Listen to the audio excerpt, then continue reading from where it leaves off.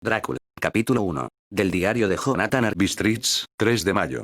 Salí de Múnich a las 8:35 de la noche del 1 de mayo, llegué a Viena a la mañana siguiente, temprano. Debí haber llegado a las 6:46. El tren llevaba una hora de retraso. Budapest parece un lugar maravilloso, a juzgar por lo poco que pude ver de ella desde el tren y por la pequeña caminata que di por sus calles. Temía alejarme mucho de la estación, ya que, como habíamos llegado tarde, saldríamos lo más cerca posible de la hora fijada. La impresión que tuve fue que estábamos saliendo del oeste y entrando al este. Por el más occidental de los espléndidos puentes sobre el Danubio, que aquí es de gran anchura y profundidad, llegamos a los lugares en otro tiempo sujetos al dominio de los turcos. Salimos con bastante buen tiempo, y era noche cerrada cuando llegamos a Klausenburg, donde pasé la noche en el Hotel Royale. En la comida, o mejor dicho, en la cena, comí pollo preparado con pimentón rojo, que estaba muy sabroso, pero que me dio mucha sed. Recordar obtener la receta para mina. Le pregunté al camarero y me dijo que se llamaba paprika Endl, y que, como era un plato nacional, me sería muy fácil obtenerlo en cualquier lugar de los Cárpatos.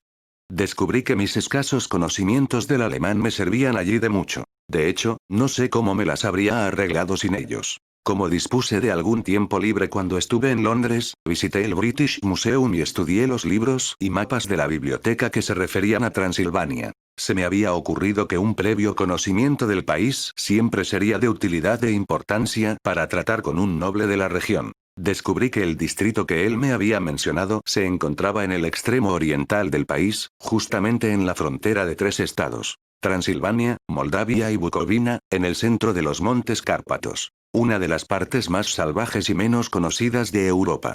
No pude descubrir ningún mapa ni obra que arrojara luz sobre la exacta localización del castillo de Drácula, pues no hay mapas en este país que se puedan comparar en exactitud con los nuestros. Pero descubrí que Bistritz, el pueblo de posta mencionado por el conde Drácula, era un lugar bastante conocido.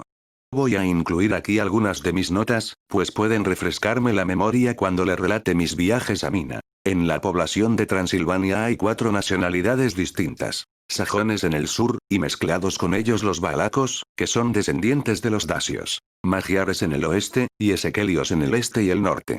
Voy entre estos últimos, que aseguran ser descendientes de Atila y los hunos.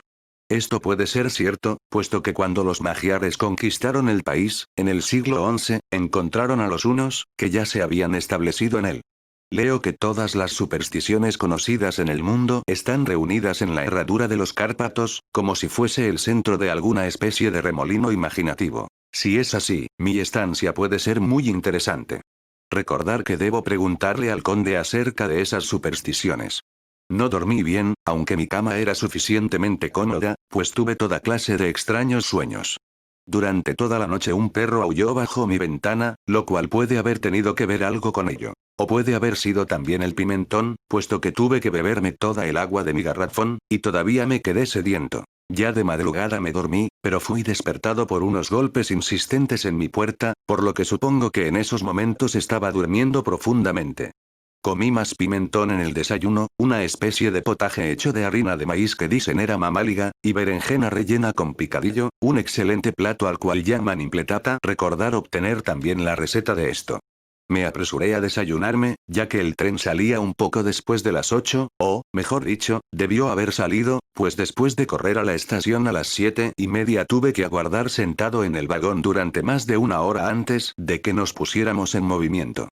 Me parece que cuanto más al este se vaya, menos puntuales son los trenes. ¿Cómo serán en China? Pareció que durante todo el día vagábamos a través de un país que estaba lleno de toda clase de bellezas.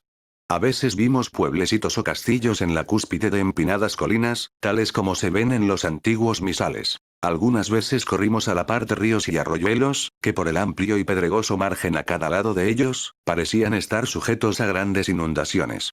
Se necesita gran cantidad de agua, con una corriente muy fuerte, para poder limpiar la orilla exterior de un río.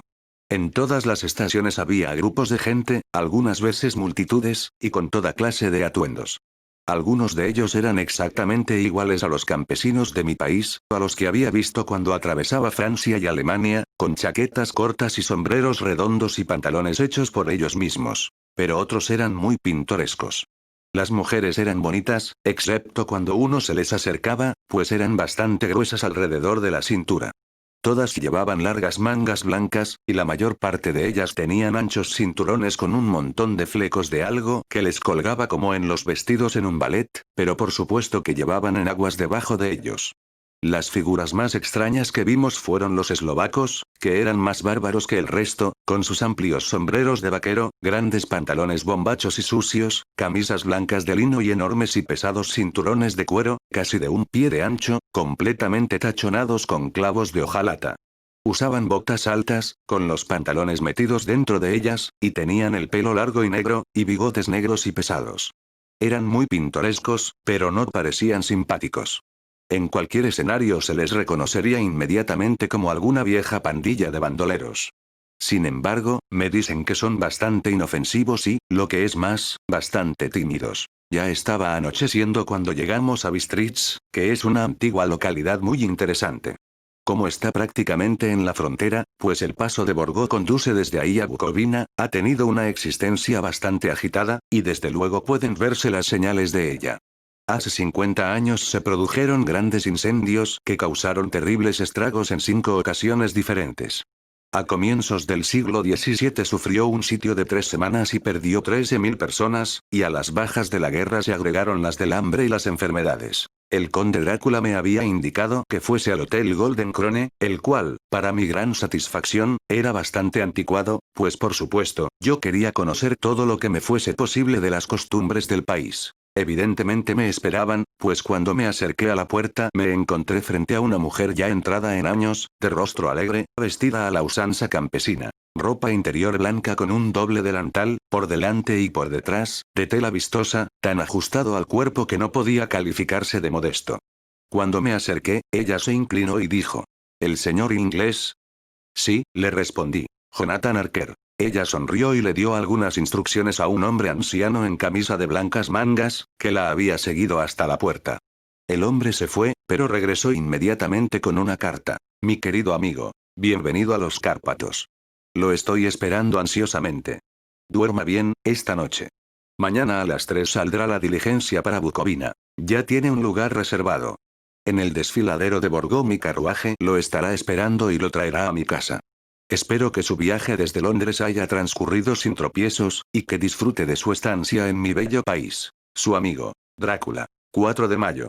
Averigüe que mi posadero había recibido una carta del conde, ordenándole que asegurara el mejor lugar del coche para mí. Pero al inquirir acerca de los detalles, se mostró un tanto reticente y pretendió no poder entender mi alemán.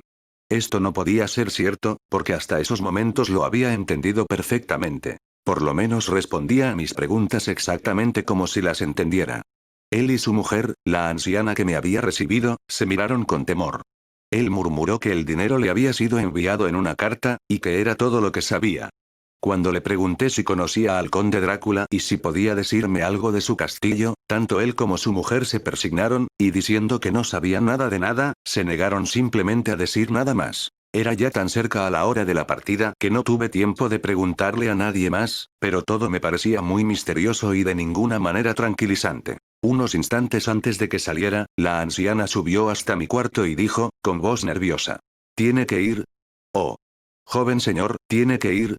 Estaba en tal estado de excitación que pareció haber perdido la noción del poco alemán que sabía, y lo mezcló todo con otro idioma del cual yo no entendí ni una palabra.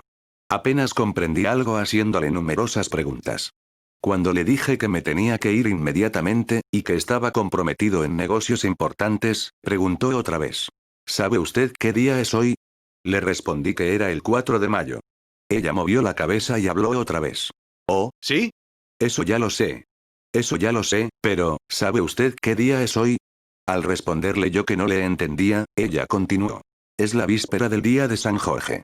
¿No sabe usted que hoy por la noche, cuando el reloj marque la medianoche, todas las cosas demoníacas del mundo tendrán pleno poder? ¿Sabe usted a dónde vaya lo que va? Estaba en tal grado de desesperación que yo traté de calmarla, pero sin efecto. Finalmente, cayó de rodillas y me imploró que no fuera, que por lo menos esperara 1 o 2 días antes de partir. Todo aquello era bastante ridículo, pero yo no me sentí tranquilo. Sin embargo, tenía un negocio que arreglar y no podía permitir que nada se interpusiera. Por lo tanto traté de levantarla, y le dije, tan seriamente como pude, que le agradecía, pero que mi deber era imperativo y yo tenía que partir. Entonces ella se levantó y secó sus ojos, y tomando un crucifijo de su cuello me lo ofreció.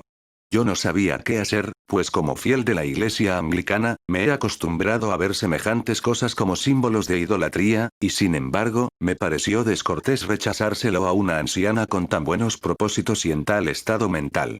Supongo que ella pudo leer la duda en mi rostro, pues me puso el rosario alrededor del cuello, y dijo, por amor a su madre, y luego salió del cuarto. Estoy escribiendo esta parte de mi diario mientras, espero el coche, que por supuesto, está retrasado. Y el crucifijo todavía cuelga alrededor de mi cuello. No sé si es el miedo de la anciana o las múltiples tradiciones fantasmales de este lugar, o el mismo crucifijo, pero lo cierto es que no me siento tan tranquilo como de costumbre. Si este libro llega alguna vez a manos de Mina antes que yo, que le lleve mi adiós. Aquí viene mi coche. 5 de mayo. El castillo. La oscuridad de la mañana ha pasado y el sol está muy alto sobre el horizonte distante, que parece perseguido, no sé si por árboles o por colinas, pues está tan alejado que las cosas grandes y pequeñas se mezclan. No tengo sueño y, como no se me llamará hasta que despierte solo, naturalmente escribo hasta que llegue el sueño. Hay muchas cosas raras que quisiera anotar, y para que nadie al leerlas pueda imaginarse que cené demasiado bien antes de salir de Bistritz, también anotaré exactamente mi cena. Cené lo que ellos llaman bistec robado, con rodajas de tocino, cebolla y carne de res, todo sazonado con pimiento rojo ensartado en palos y asado, en el estilo sencillo de la carne de gato de Londres. El vino era medias dorado, que produce una rara picazón en la lengua, la cual, sin embargo, no es desagradable. Solo bebí un par de vasos de este vino, y nada más. Cuando llegué al coche, el conductor todavía no había tomado su asiento, y lo vi hablando con la dueña de la posada. Evidentemente hablaban de mí, pues de vez en cuando se volvían para verme, y algunas de las personas que estaban sentadas en el banco fuera de la puerta, a las que llaman con un nombre que significa portadores de palabra, se acercaron y escucharon, y luego me miraron, la mayor parte de ellos compadeciéndome. Pude escuchar muchas palabras que se repetían a menudo. Palabras raras, pues había muchas nacionalidades en el grupo. Así es que tranquilamente extraje mi diccionario políglota de mi petaca, y las busqué.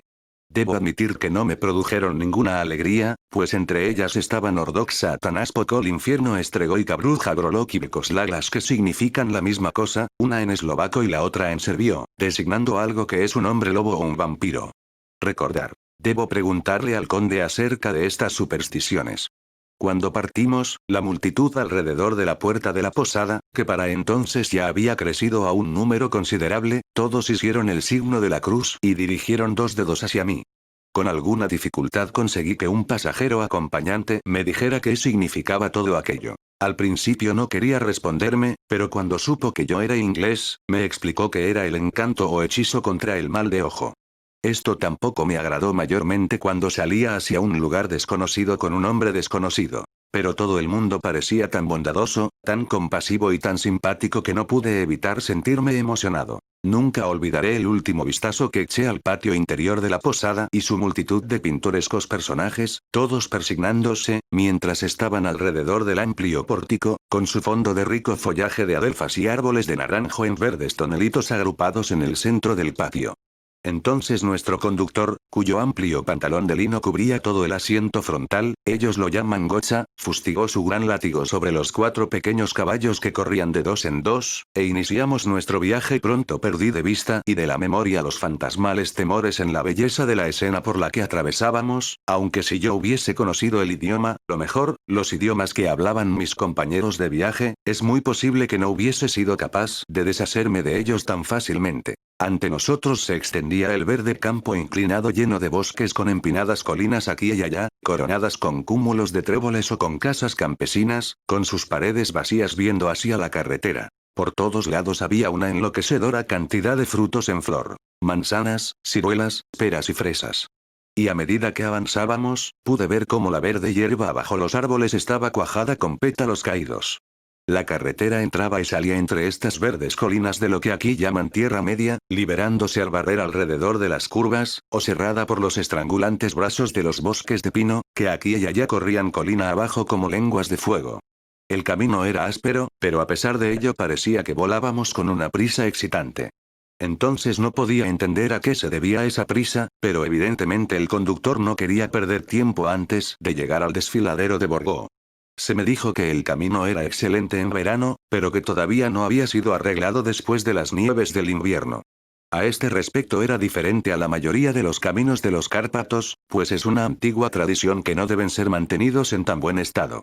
Desde la antigüedad los hospadares no podían repararlos, pues entonces los turcos pensaban que se estaban preparando para traer tropas extranjeras, y de esta manera atizar la guerra que siempre estaba verdaderamente a punto de desatarse. Más allá de las verdes e hinchadas lomas de la Tierra Media se levantaban imponentes colinas de bosques que llegaban hasta las elevadas cumbres de los Cárpatos. Se levantaban a la izquierda y a la derecha de nosotros, con el sol de la tarde cayendo plenamente sobre ellas y haciendo relucir los gloriosos colores de esta bella cordillera, azul profundo y morado en las sombras de los picos, verde y marrón donde la hierba y las piedras se mezclaban, y una infinita perspectiva de rocas dentadas y puntiagudos riscos, hasta que ellos mismos se perdían en la distancia, donde las cumbres nevadas se alzaban grandiosamente.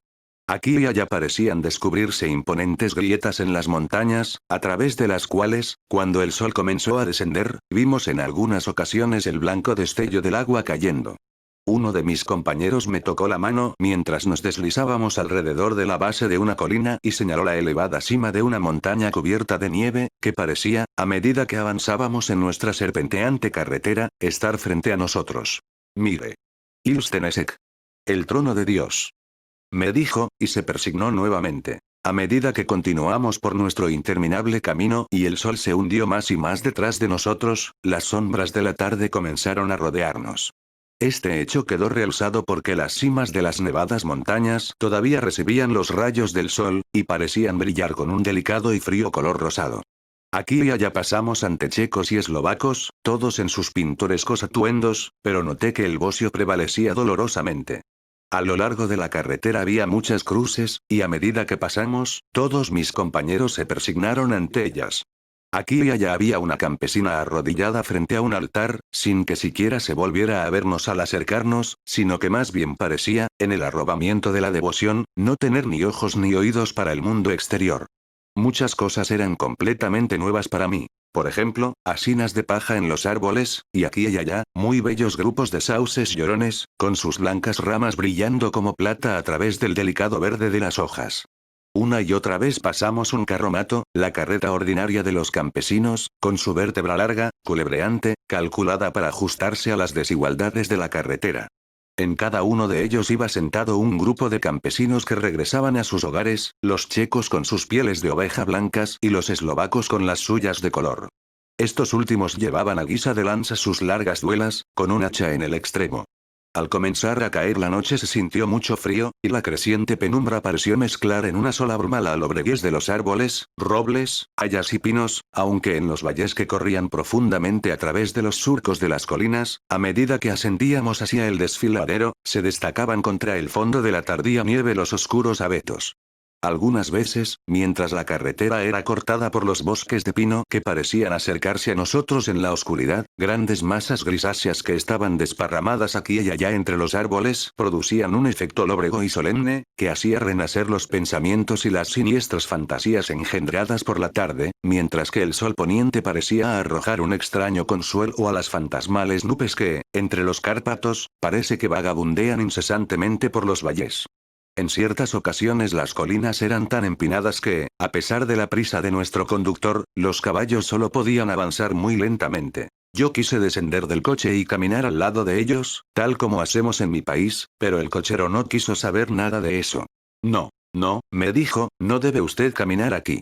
Los perros son muy fieros, dijo, y luego añadió, con lo que evidentemente parecía ser una broma macabra, pues miró a su alrededor para captar las sonrisas afirmativas de los demás. Ya tendrá usted suficiente que hacer antes de irse a dormir. Así fue que la única parada que hizo durante un momento sirvió para que encendiera las lámparas. Al oscurecer pareció que los pasajeros se volvían más nerviosos y continuamente le estuvieron hablando al cochero uno tras otro, como si le pidieran que aumentara la velocidad. Fustigó a los caballos inmisericordiamente con su largo látigo, y con salvajes gritos de aliento trató de obligarlos a mayores esfuerzos. Entonces, a través de la oscuridad, pude ver una especie de mancha de luz grisa delante de nosotros, como si hubiese una hendidura en las colinas. La intranquilidad de los pasajeros aumentó. El loco carruaje se bamboleó sobre sus grandes resortes de cuero, y se inclinó hacia uno y otro lado como un barco flotando sobre un mar proceloso. Yo tuve que sujetarme. El camino se hizo más nivelado y parecía que volábamos sobre él. Entonces, las montañas parecieron acercarse a nosotros desde ambos lados, como si quisiesen estrangularnos, y nos encontramos a la entrada del desfiladero de Borgó. Uno por uno todos los pasajeros me ofrecieron regalos, insistiendo de una manera tan sincera que no había modo de negarse a recibirlos. Desde luego los regalos eran de muy diversas y extrañas clases, pero cada uno me lo entregó de tan buena voluntad, con palabras tan amables, y con una bendición, esa extraña mezcla de movimientos temerosos que ya había visto en las afueras del hotel en Bistritz. El signo de la cruz y el hechizo contra el mal de ojo. Entonces, al tiempo que volábamos, el cochero se inclinó hacia adelante y, a cada lado, los pasajeros, apoyándose sobre las ventanillas del coche, escudriñaron ansiosamente la oscuridad. Era evidente que se esperaba que sucediera algo raro, pero aunque le pregunté a cada uno de los pasajeros, ninguno me dio la menor explicación. Este estado de ánimo duró algún tiempo, y al final vimos cómo el desfiladero se abría hacia el lado oriental. Sobre nosotros pendían oscuras y tenebrosas nubes, y el aire se encontraba pesado, cargado con la opresiva sensación del trueno. Parecía como si la cordillera separara dos atmósferas, y que ahora hubiésemos entrado en la tormentosa. Yo mismo me puse a buscar el vehículo que debía llevarme hasta la residencia del conde. A cada instante esperaba ver el destello de lámparas a través de la negrura, pero todo se quedó en la mayor oscuridad. La única luz provenía de los parpadeantes rayos de luz de nuestras propias lámparas, en las cuales los vaos de nuestros agotados caballos se elevaban como nubes blancas. Ahora pudimos ver el arenoso camino extendiéndose blanco frente a nosotros, pero en él no había ninguna señal de un vehículo. Los pasajeros se reclinaron con un suspiro de alegría, que parecía burlarse de mi propia desilusión. Ya estaba pensando qué podía hacer en tal situación cuando el cochero, mirando su reloj, dijo a los otros algo que apenas pude oír, tan suave y misterioso fue el tono en que lo dijo. Creo que fue algo así como 1 hora antes de tiempo. Entonces se volvió a mí y me dijo en un alemán peor que el mío. No hay ningún carruaje aquí. Después de todo, nadie espera al señor. Será mejor que ahora venga a Bucovina y regrese mañana o al día siguiente. Mejor al día siguiente. Mientras hablaba, los caballos comenzaron a piafar y a relinchar, y a encabritarse tan salvajemente que el cochero tuvo que sujetarlos con firmeza. Entonces, en medio de un coro de alaridos de los campesinos que se persignaban apresuradamente, apareció detrás de nosotros una calesa, nos pasó y se detuvo al lado de nuestro coche. Por la luz que despedían nuestras lámparas, al caer los rayos sobre ellos, pude ver que los caballos eran unos espléndidos animales, negros como el carbón. Estaban conducidos por un hombre alto, con una larga barba grisácea y un gran sombrero negro, que parecía ocultar su rostro de nosotros. Solo pude ver el destello de un par de ojos muy brillantes, que parecieron rojos al resplandor de la lámpara, en los instantes en que el hombre se volvió a nosotros. Se dirigió al cochero. «Llegó usted muy temprano hoy, mi amigo», el hombre replicó balbuceando. El señor inglés tenía prisa. Entonces el extraño volvió a hablar. «Supongo entonces que por eso usted deseaba que él siguiera hasta Bucovina. No puede engañarme, mi amigo. Sé demasiado, y mis caballos son veloces». Y al hablar sonrió, y cuando la luz de la lámpara cayó sobre su fina y dura boca, con labios muy rojos, sus agudos dientes le brillaron blancos como el marfil. Uno de mis compañeros le susurró a otro aquella frase de la Leonora de Burger. «Den die Toten reiten schnell». Pues los muertos viajan velozmente. El extraño conductor escuchó evidentemente las palabras, pues alzó la mirada con una centelleante sonrisa. El pasajero escondió el rostro al mismo tiempo que hizo la señal con los dos dedos y se persignó. «Dadme el equipaje del señor», dijo el extraño cochero. Con una presteza excesiva mis maletas fueron sacadas y acomodadas en la calesa. Luego descendí del coche, pues la calesa estaba situada a su lado, y el cochero me ayudó con una mano que asió mi brazo como un puño de acero. Su fuerza debía ser prodigiosa.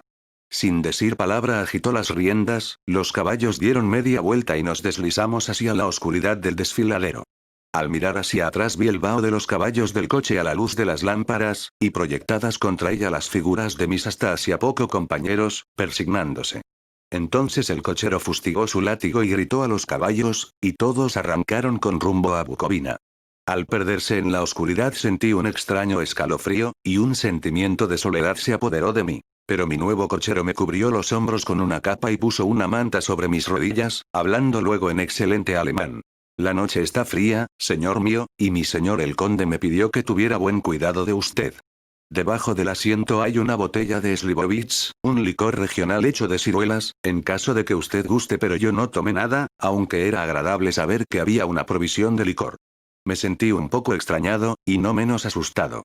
Creo que si hubiese habido otra alternativa, yo la hubiese tomado en vez de proseguir aquel misterioso viaje nocturno. El carruaje avanzó a paso rápido, en línea recta. Luego dimos una curva completa y nos internamos por otro camino recto.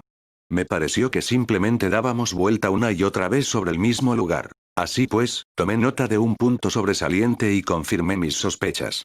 Me hubiese gustado preguntarle al cochero qué significaba todo aquello, pero realmente tuve miedo, pues pensé que, en la situación en que me encontraba, cualquier protesta no podría dar el efecto deseado en caso de que hubiese habido una intención de retraso. Al cabo de un rato, sin embargo, sintiéndome curioso por saber cuánto tiempo había pasado, encendí un fósforo, y a su luz miré mi reloj. Faltaban pocos minutos para la medianoche. Esto me dio una especie de sobresalto, pues supongo que la superstición general acerca de la medianoche había aumentado debido a mis recientes experiencias. Me quedé aguardando con una enfermiza sensación de ansiedad. Entonces un perro comenzó a aullar en alguna casa campesina más adelante del camino. Dejó escapar un largo, lúgubre aullido, como si tuviese miedo.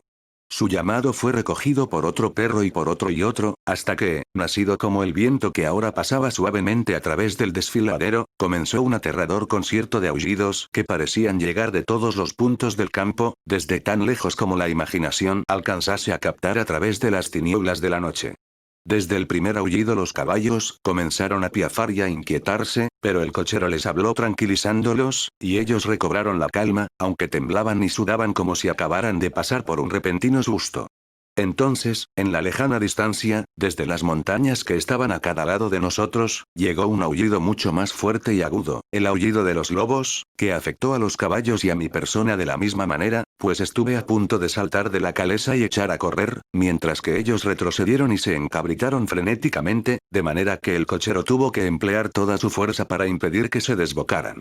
Sin embargo, a los pocos minutos mis oídos se habían acostumbrado a los aullidos, y los caballos se habían calmado tanto que el cochero pudo descender y pararse frente a ellos. Los sobó y acarició, y les susurró algo en las orejas, tal como he oído que hacen los domadores de caballos, y con un efecto tan extraordinario que bajo estos mimos se volvieron nuevamente bastante obedientes, aunque todavía temblaban. El cochero tomó nuevamente su asiento, sacudió sus riendas y reiniciamos nuestro viaje a buen paso. Esta vez, después de llegar hasta el lado extremo del desfiladero, repentinamente cruzó por una estrecha senda que se introducía agudamente a la derecha. Pronto nos encontramos obstruidos por árboles, que en algunos lugares cubrían por completo el camino, formando una especie de túnel a través del cual pasábamos. Y además de eso, gigantescos peñascos amenazadores nos hacían valla a uno y otro lado. A pesar de encontrarnos así protegidos, podíamos escuchar el viento que se levantaba, pues gemía y silbaba a través de las rocas, y las ramas de los árboles chocaban entre sí al pasar nosotros por el camino.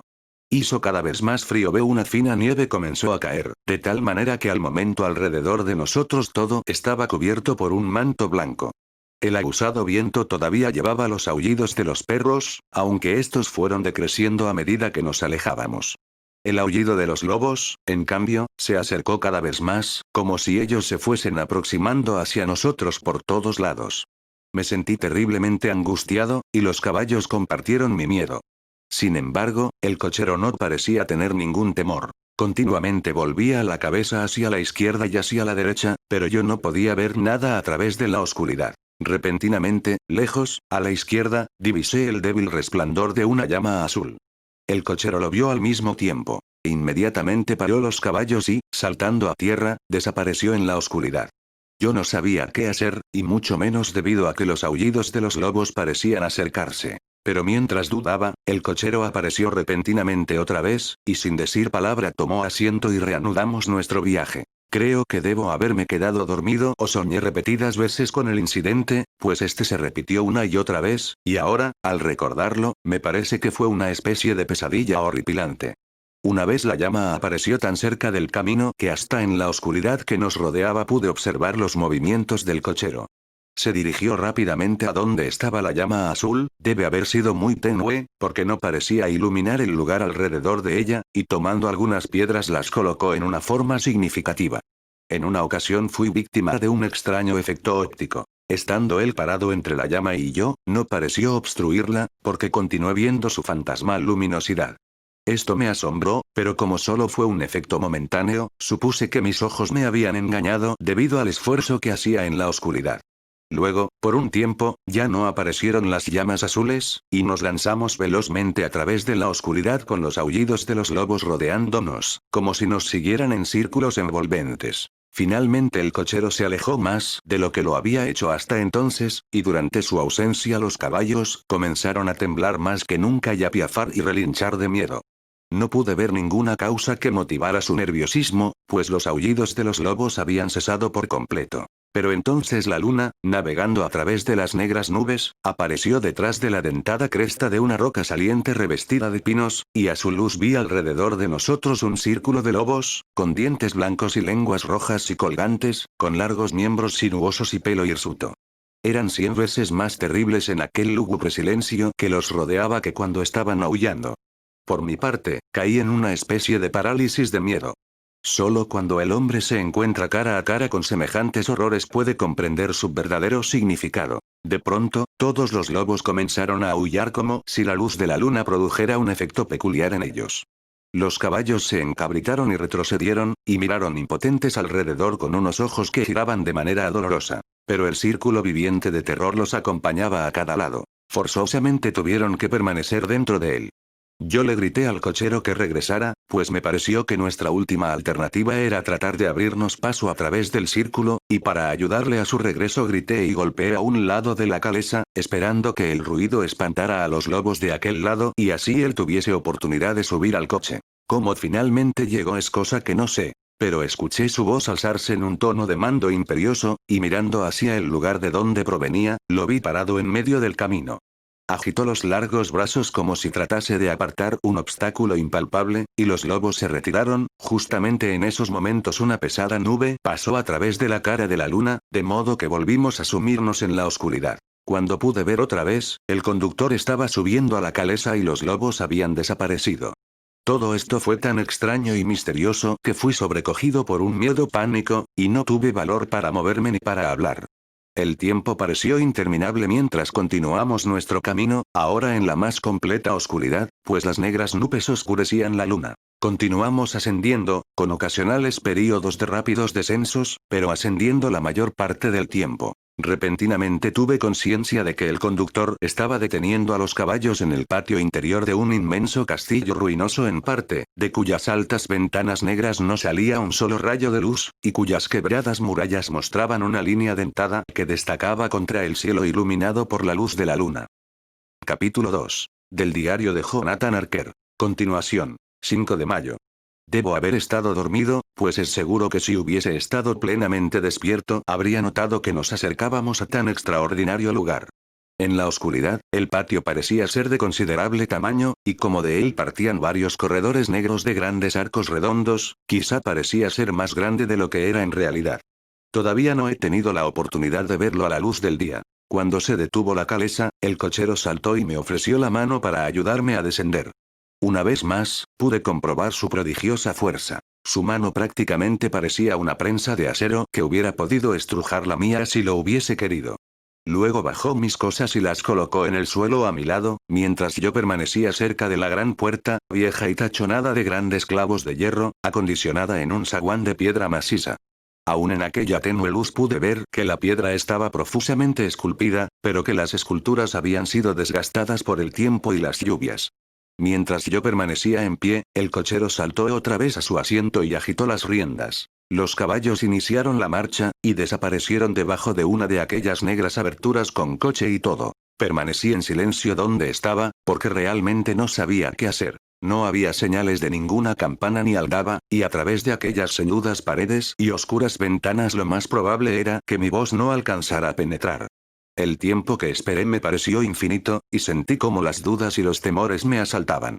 ¿A qué clase de lugar había llegado, y entre qué clase de gente me encontraba? ¿En qué clase de lúgubre aventura me había embarcado? ¿Era aquel un incidente normal en la vida de un empleado del procurador enviado a explicar la compra de una propiedad en Londres a un extranjero? Empleado del procurador. A Mina no le gustaría eso. Mejor procurador, pues justamente antes de abandonar Londres recibía la noticia de que mi examen había sido aprobado. De tal modo que ahora yo ya era un procurador hecho y derecho.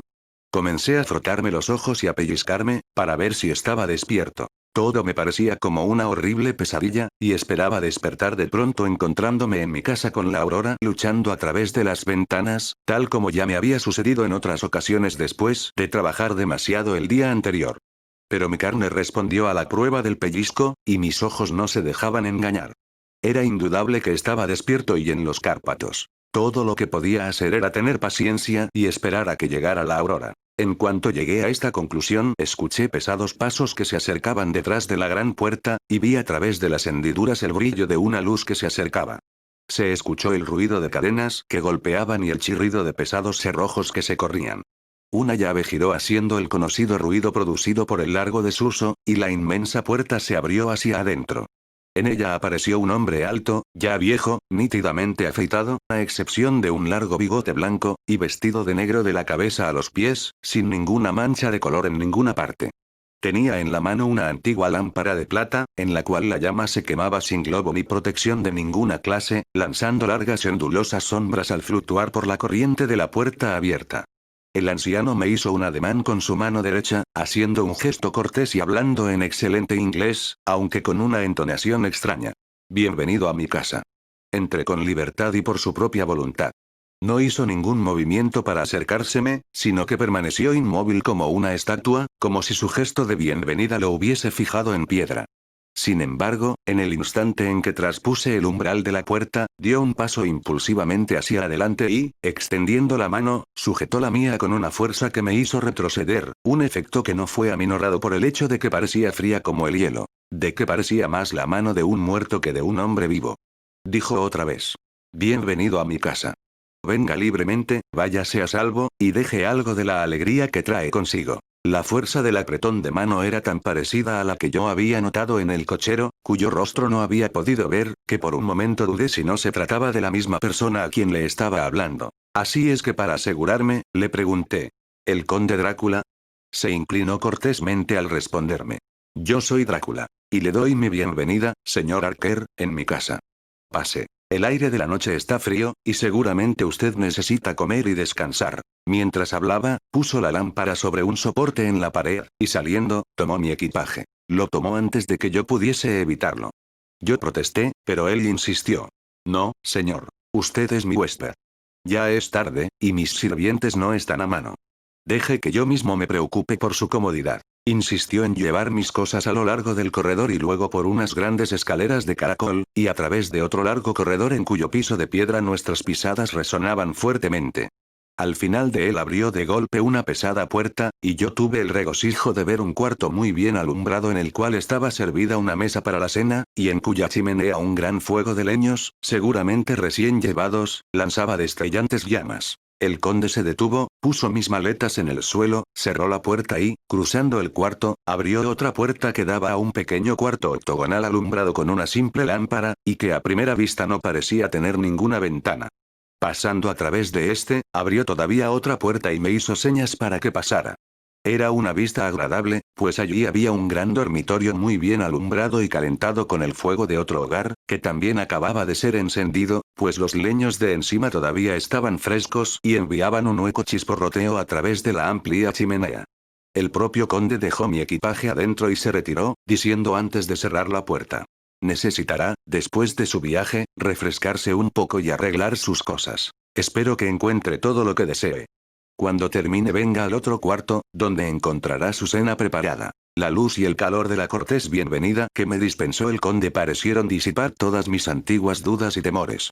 Entonces, habiendo alcanzado nuevamente mi estado normal, descubrí que estaba medio muerto de hambre, así es que me arreglé lo más rápidamente posible y entré en la otra habitación. Encontré que la cena ya estaba servida. Mi anfitrión estaba en pie al lado de la gran fogata, reclinado contra la chimenea de piedra. Hizo un gracioso movimiento con la mano, señalando la mesa, y dijo. Le ruego que se siente y cene como mejor le plazca. Espero que usted me excuse por no acompañarlo. Pero es que yo ya comí, y generalmente no ceno. Le entregué la carta sellada que el señor Hawkins me había encargado. Él la abrió y la leyó seriamente. Luego, con una encantadora sonrisa, me la dio para que yo la leyera. Por lo menos un pasaje de ella me proporcionó gran placer. Lamento que un ataque de gota, enfermedad de la cual estoy constantemente sufriendo, me haga absolutamente imposible efectuar cualquier viaje por algún tiempo. Pero me alegra decirle que puedo enviarle un sustituto eficiente, una persona en la cual tengo la más completa confianza. Es un hombre joven, lleno de energía y de talento, y de gran ánimo y disposición. Es discreto y silencioso, y ha crecido y madurado a mi servicio. Estará preparado para atenderlo cuando usted guste durante su estancia en esa ciudad, y tomará instrucciones de usted en todos los asuntos. El propio conde se acercó a mí y quitó la tapa del plato, y de inmediato ataqué un excelente pollo asado. Esto, con algo de queso y ensalada, y una botella de Tokay añejo, del cual bebí 2 vasos, fue mi cena. Durante el tiempo que estuve comiendo el conde me hizo muchas preguntas acerca de mi viaje, y yo le comuniqué todo lo que había experimentado. Para ese tiempo ya había terminado la cena, y por indicación de mi anfitrión había acercado una silla al fuego y había comenzado a fumar un cigarro que él me había ofrecido al mismo tiempo que se excusaba por no fumar. Así tuve oportunidad de observarlo, y percibí que tenía una fisonomía de rasgos muy acentuados. Su cara era fuerte, muy fuerte, aguileña, con un puente muy marcado sobre la fina nariz y las ventanas de ella peculiarmente arqueadas. Con una frente alta y despejada, y el pelo gris que le crecía escasamente alrededor de las sienes, pero profusamente en otras partes. Sus cejas eran muy espesas, casi se encontraban en el entrecejo, y con un pelo tan abundante que parecía encresparse por su misma profusión. La boca, por lo que podía ver de ella bajo el tupido bigote, era fina y tenía una apariencia más bien cruel, con unos dientes blancos peculiarmente agudos. Estos sobresalían sobre los labios, cuya notable rudeza mostraba una singular vitalidad en un hombre de su edad. En cuanto a lo demás, sus orejas eran pálidas y extremadamente puntiagudas en la parte superior. El mentón era amplio y fuerte, y las mejillas firmes, aunque delgadas. La tez era de una palidez extraordinaria. Entretanto, había notado los dorsos de sus manos mientras descansaban sobre sus rodillas a la luz del fuego, y me habían parecido bastante blancas y finas. Pero viéndolas más de cerca, no pude evitar notar que eran bastante toscas, anchas y con dedos rechonchos. Cosa rara, tenían pelos en el centro de la palma. Las uñas eran largas y finas, y recortadas en aguda punta. Cuando el conde se inclinó hacia mí y una de sus manos me tocó, no pude reprimir un escalofrío. Pudo haber sido su aliento, que era fétido, pero lo cierto es que una terrible sensación de náusea se apoderó de mí, la cual, a pesar del esfuerzo que hice, no pude reprimir. Evidentemente, el conde, notándola, se retiró, y con una sonrisa un tanto lúgubre, que mostró más que hasta entonces sus protuberantes dientes, se sentó otra vez en su propio lado frente a la chimenea. Los dos permanecimos silenciosos unos instantes, y cuando miró hacia la ventana vi los primeros débiles fulgores de la aurora, que se acercaba. Una extraña quietud parecía envolverlo todo. Pero al escuchar más atentamente, pude oír, como si proviniera del valle situado más abajo, el aullido de muchos lobos. Los ojos del conde destrellaron, y dijo: «Escúchelos. Los hijos de la noche. Qué música la que entonan». Pero viendo, supongo, alguna extraña expresión en mi rostro, se apresuró a agregar: «Ah, sir. Ustedes los habitantes de la ciudad no pueden penetrar en los sentimientos de un cazador». Luego se incorporó, y dijo: «Pero la verdad es que usted debe estar cansado. Su alcoba está preparada, y mañana podrá dormir tanto como desee. Estaré ausente hasta el atardecer, así que duerma bien, y dulces sueños». Con una cortés inclinación, él mismo me abrió la puerta que comunicaba con el cuarto octogonal, y entró en mi dormitorio. Estoy desconcertado. Dudo, temo, pienso cosas extrañas, y yo mismo no me atrevo a confesarme a mi propia alma. Que Dios me proteja, aunque solo sea por amor a mis seres queridos. 7 de mayo. Es otra vez temprano por la mañana, pero he descansado bien las últimas 24 horas. Dormí hasta muy tarde, entrado el día. Cuando me hube vestido, entré al cuarto donde habíamos cenado la noche anterior y encontré un desayuno frío que estaba servido, con el café caliente debido a que la cafetera había sido colocada sobre la hornalla. Sobre la mesa había una tarjeta en la cual estaba escrito lo siguiente: «Tengo que ausentarme un tiempo. No me espere». Me senté y disfruté de una buena comida. Cuando hube terminado, busqué una campanilla, para hacerles saber a los sirvientes que ya había terminado, pero no pude encontrar ninguna. Ciertamente en la casa hay algunas deficiencias raras, especialmente si se consideran las extraordinarias muestras de opulencia que me rodean. El servicio de la mesa es de oro, y tan bellamente labrado que debe ser de un valor inmenso. Las cortinas y los forros de las sillas y los sofás, y los cobertores de mi cama, son de las más costosas y bellas telas, y deben haber sido de un valor fabuloso cuando las hicieron, pues parecen tener varios cientos de años, aunque se encuentran todavía en buen estado. Vi algo parecido a ellas en Hampton Court, pero aquellas estaban usadas y rasgadas por las polillas. Pero todavía en ningún cuarto he encontrado un espejo. Ni siquiera hay un espejo de mano en mi mesa, y para poder afeitarme o peinarme me vi obligado a sacar mi pequeño espejo de mi maleta. Todavía no he visto tampoco a ningún sirviente por ningún lado, ni he escuchado ningún otro ruido cerca del castillo, excepto el aullido de los lobos. Poco tiempo después de que hube terminado mi comida, no sé cómo llamarla, si desayuno o cena, pues la tomé entre las 5 y las 6 de la tarde, busqué algo que leer, pero no quise deambular por el castillo antes de pedir permiso al conde.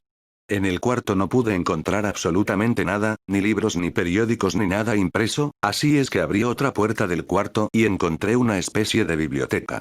Traté de abrir la puerta opuesta a la mía, pero la encontré cerrada con llave. En la biblioteca encontré, para mi gran regocijo, un vasto número de libros en inglés, estantes enteros llenos de ellos, y volúmenes de periódicos y revistas encuadernados. Una mesa en el centro estaba llena de revistas y periódicos ingleses, aunque ninguno de ellos era de fecha muy reciente. Los libros eran de las más variadas clases: historia, geografía, política, economía política, botánica, biología, derecho, y todos refiriéndose a Inglaterra y a la vida y costumbres inglesas. Había incluso libros de referencia tales como el Directorio de Londres, los libros rojo y azul, el almanaque de Whitaker, los catálogos del ejército y la marina, y, lo que me produjo una gran alegría ver, el catálogo de leyes. Mientras estaba viendo los libros, la puerta se abrió y entró el conde. Me saludó de manera muy efusiva y deseó que hubiese tenido buen descanso durante la noche. Luego, continuó. Me agrada que haya encontrado su camino hasta aquí, pues estoy seguro que aquí habrá muchas cosas que le interesarán. Estos compañeros, dijo, y puso su mano sobre unos libros, han sido muy buenos amigos míos, y desde hace algunos años, desde que tuve la idea de ir a Londres, me han dado muchas horas de placer. A través de ellos he aprendido a conocer a su gran Inglaterra. Y conocerla es amarla. Deseo vehemente caminar por las repletas calles de su poderoso Londres. Estar en medio del torbellino y la prisa de la humanidad, compartir su vida, sus cambios y su muerte, y todo lo que la hace ser lo que es. Pero, ay. Hasta ahora solo conozco su lengua a través de libros. ¿A usted, mi amigo, le parece que sé bien su idioma? Pero, señor conde, le dije, usted sabe y habla muy bien el inglés. Hizo una grave reverencia. Le doy las gracias, mi amigo, por su demasiado optimista estimación. Sin embargo, temo que me encuentro apenas comenzando el camino por el que voy a viajar. La verdad es que conozco la gramática y el vocabulario, pero todavía no me expreso con fluidez. Insisto, le dije, en que usted habla en forma excelente. No tanto, respondió él.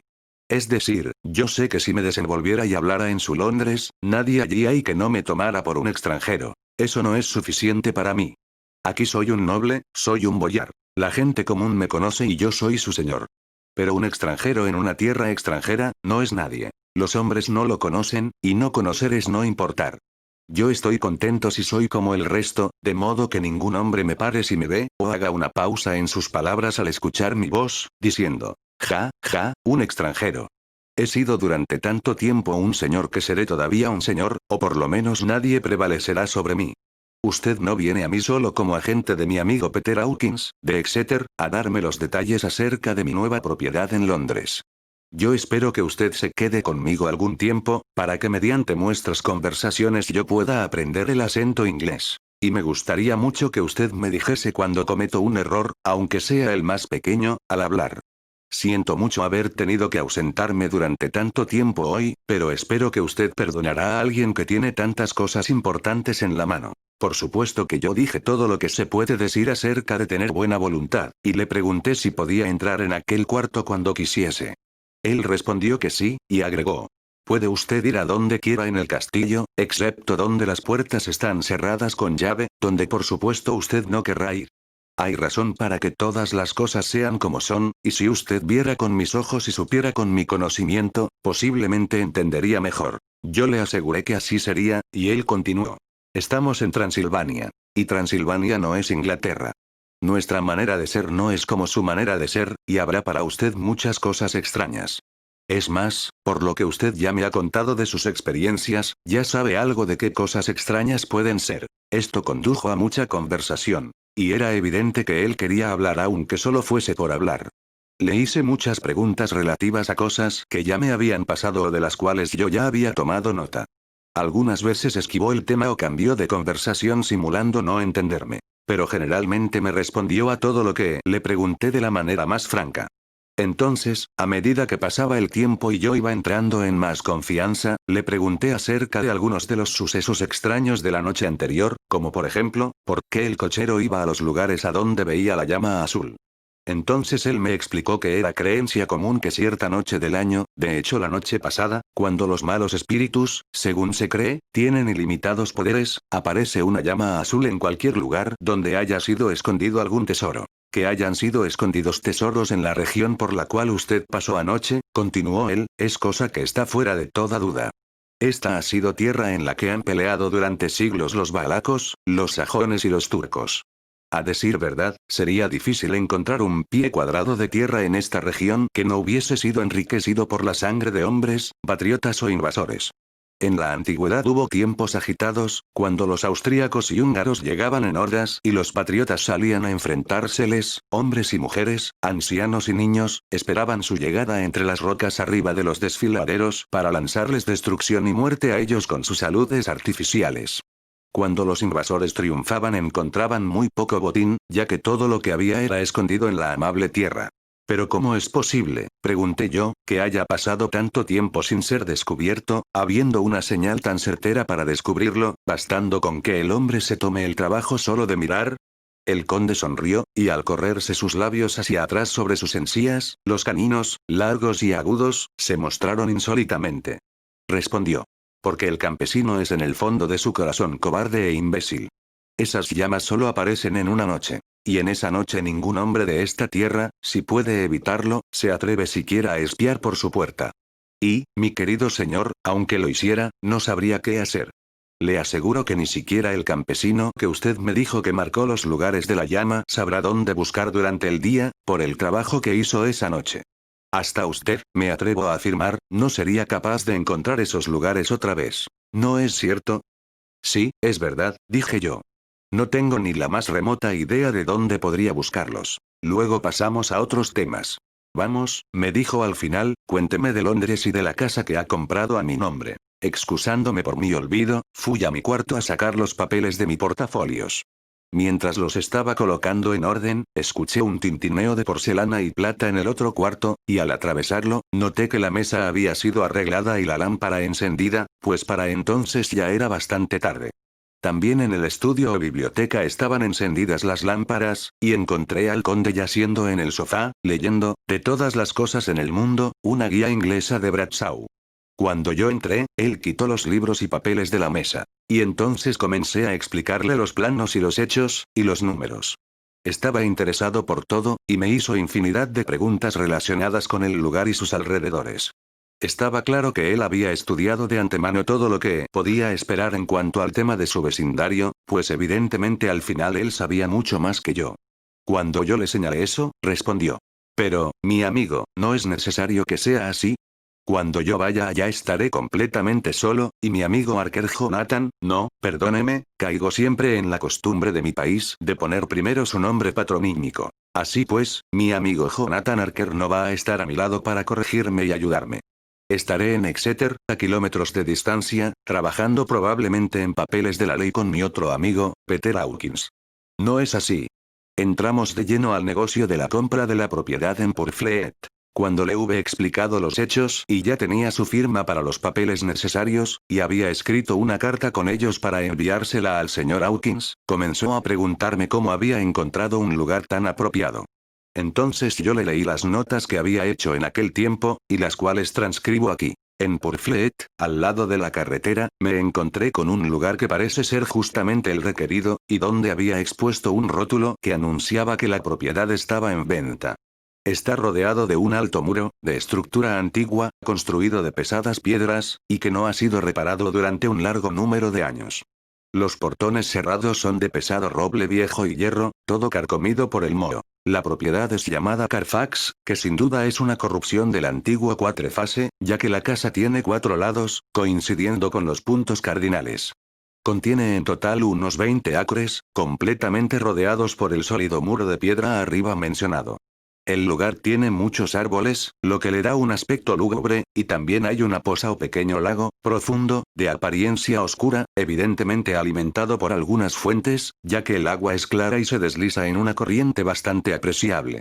La casa es muy grande y de todas las épocas pasadas, diría yo, hasta los tiempos medievales, pues una de sus partes es de piedra sumamente gruesa, con solo unas pocas ventanas muy arriba y pesadamente abarrotadas con hierro. Parece una parte de un castillo, y está muy cerca a una vieja capilla o iglesia. No pude entrar en ella, pues no tenía la llave de la puerta que conducía a su interior desde la casa, pero he tomado con mi Kodak vistas desde varios puntos. La casa ha sido agregada, pero de una manera muy rara, y solo puedo adivinar aproximadamente la extensión de tierra que cubre, que debe ser mucha.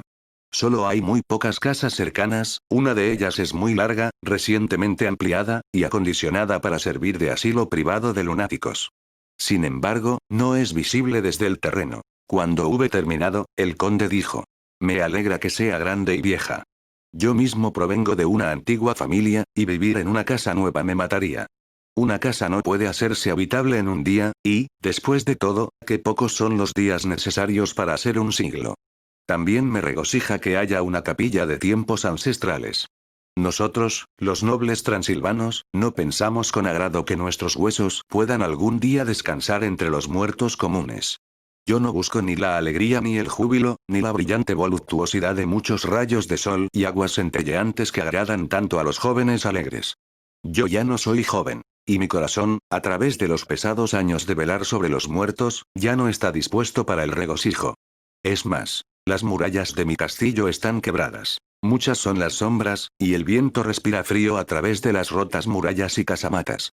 Amo la sombra y la oscuridad, y prefiero, cuando puedo, estar a solas con mis pensamientos. De alguna forma sus palabras y su mirada no parecían estar de acuerdo, o quizá era que la expresión de su rostro hacía que su sonrisa pareciera maligna y saturnina. Al momento, excusándose, me dejó, pidiéndome que recogiera todos mis papeles.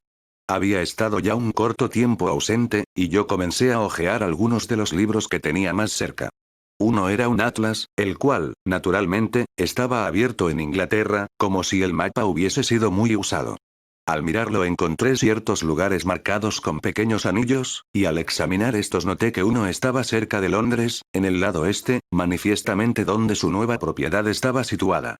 Los otros dos eran Exeter y Whitby, en la costa de Yorkshire. Transcurrió aproximadamente una hora antes de que el conde regresara. Ajá. Dijo él, todavía con sus libros. Bien. Pero no debe usted trabajar siempre. Venga. Me han dicho que su cena ya está preparada. Me tomó del brazo y entramos en el siguiente cuarto, donde encontré una excelente cena ya dispuesta sobre la mesa. Nuevamente el conde se disculpó, ya que había cenado durante el tiempo que había estado fuera de casa. Pero al igual que la noche anterior, se sentó y charló mientras yo comía. Después de cenar yo fumé, e igual a la noche previa, el conde se quedó conmigo, charlando y haciendo preguntas sobre todos los posibles temas, hora tras hora. Yo sentí que ya se estaba haciendo muy tarde, pero no dije nada, pues me sentía con la obligación de satisfacer los deseos de mi anfitrión en cualquier forma posible.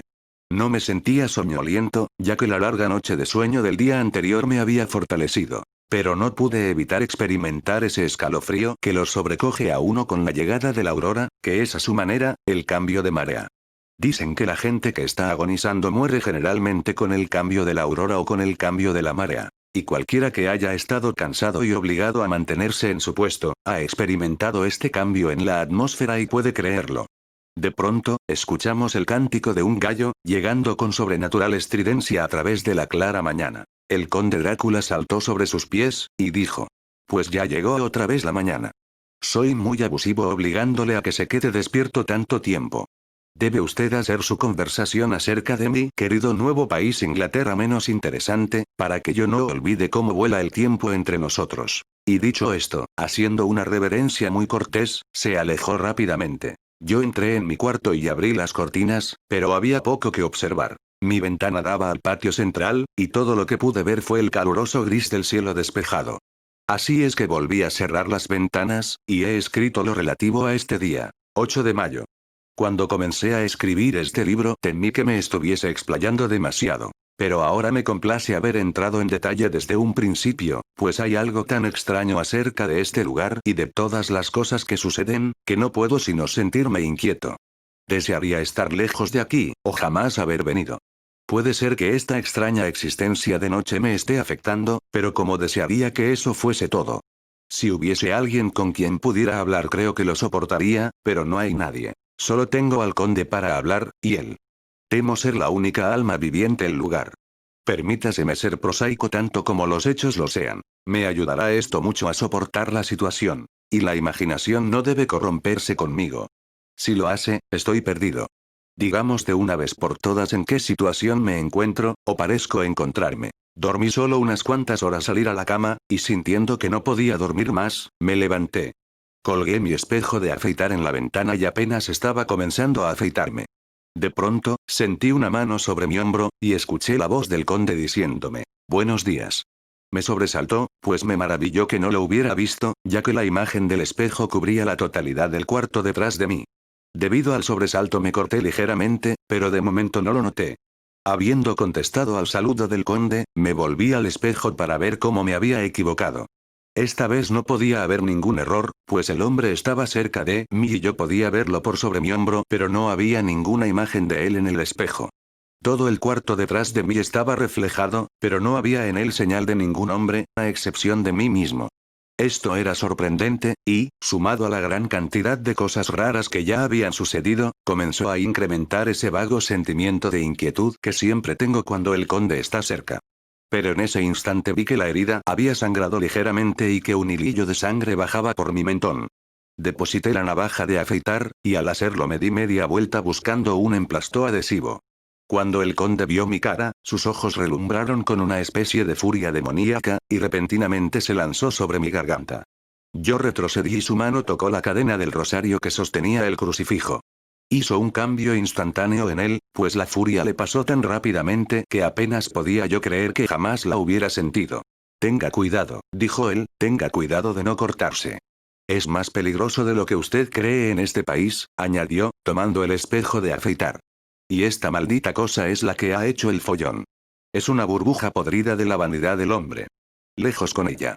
Al decir esto abrió la pesada ventana y con un tirón de su horrible mano lanzó por ella el espejo, que se hizo añicos en las piedras del patio interior situado en el fondo. Luego se retiró sin decir palabra. Todo esto es muy enojoso, porque ahora no veo cómo voy a poder afeitarme, a menos que use la caja de mi reloj o el fondo de mi vasija de afeitar, que afortunadamente es de metal. Cuando entré al comedor el desayuno estaba preparado. Pero no pude encontrar al conde por ningún lugar. Así es que desayuné solo. Es extraño que hasta ahora todavía no he visto al conde comer o beber. Debe ser un hombre muy peculiar. Después del desayuno hice una pequeña exploración en el castillo. Subí por las gradas y encontré un cuarto que miraba hacia el sur. La vista era magnífica, y desde donde yo me encontraba tenía toda la oportunidad para apreciarla. El castillo se encuentra al mismo borde de un terrible precipicio. Una piedra cayendo desde la ventana puede descender 1000 pies sin tocar nada. Tan lejos como el ojo alcanza a divisar, solo se ve un mar de verdes copas de árboles, con alguna grieta ocasional donde hay un abismo.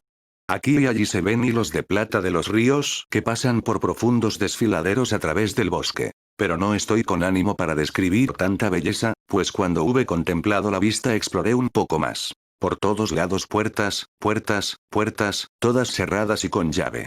No hay ningún lugar, a excepción de las ventanas en las paredes del castillo, por el cual se pueda salir. El castillo es en verdad una prisión, y yo soy un prisionero.